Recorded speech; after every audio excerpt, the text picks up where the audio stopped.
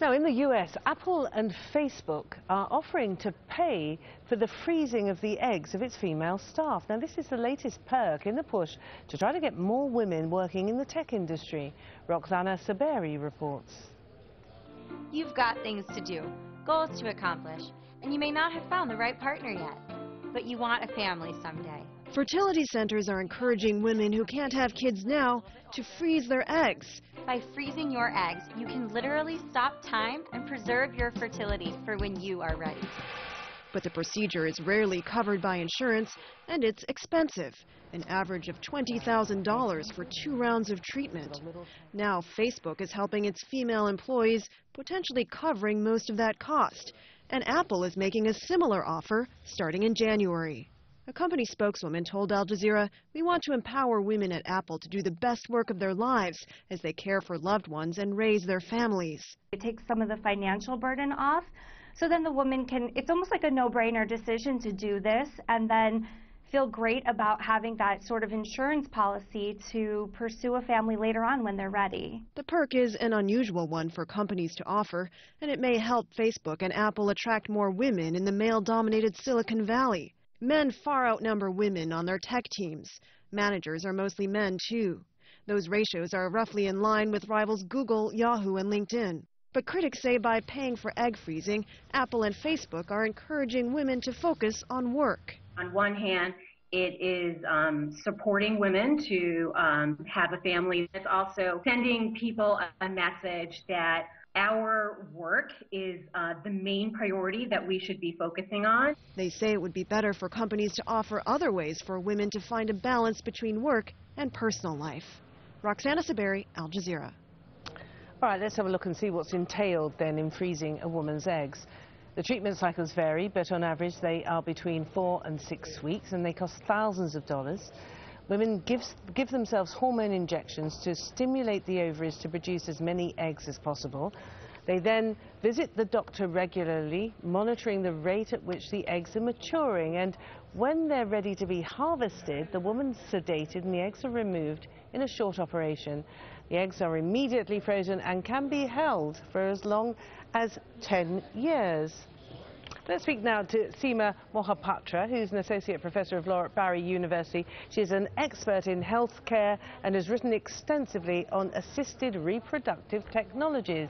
She now joins us via Skype from Orlando, Florida. Thank you for talking to us.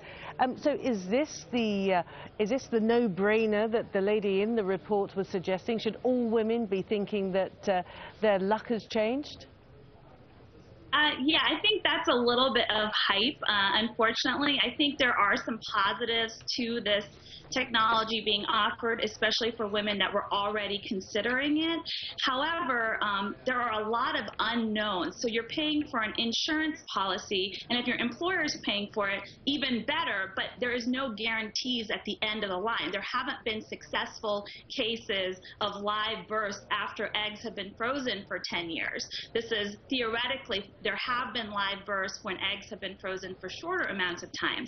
And not only that, we are talking about a medicalization of pregnancy. So if you have a woman who is in her 20s, 30s, who is in a position to have a child and would like to have a child, one worry I have is that if your employer offers these policies as an added benefit and recruiting tool, great. But if it's an inside message, well, listen, we have this benefit. There's no reason you need to take maternity leave and take time off now. You can freeze your eggs and, undergo IVF and have this promise of pregnancy later on when you're in your 40s and 50s. And yes, you're right. It sounds very much as though there's this encouragement of women to have children way beyond the normal biological optimum time. I mean, biologically, we should be having children at the age of 18, shouldn't we?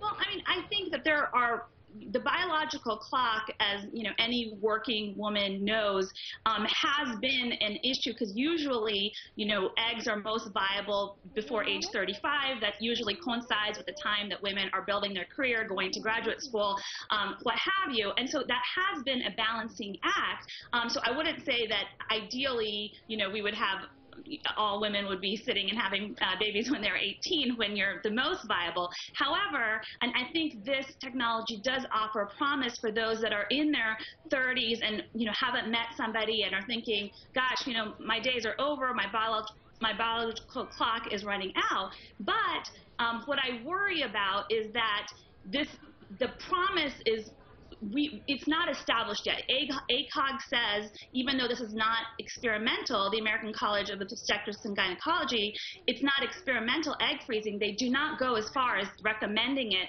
for purposes of delaying fertility. If you're talking about for medical reasons, that's a different story. I've written about this as well. So if you are undergoing cancer and you're at risk of your fertility being compromised, let's say through chemotherapy, egg freezing can be a great benefit because if you haven't had children yet, you want to freeze your eggs, that's also often not covered by insurance. So great, if you're working at Facebook and Apple and you unfortunately have some of these health issues, that might be a great perk. Or okay. It might be a great I'm afraid, thank you very much. I think we've got the message there. It's not exactly as brilliant as it may appear. Thank you very much indeed, Seema Mohapatra, talking to us live there from Florida.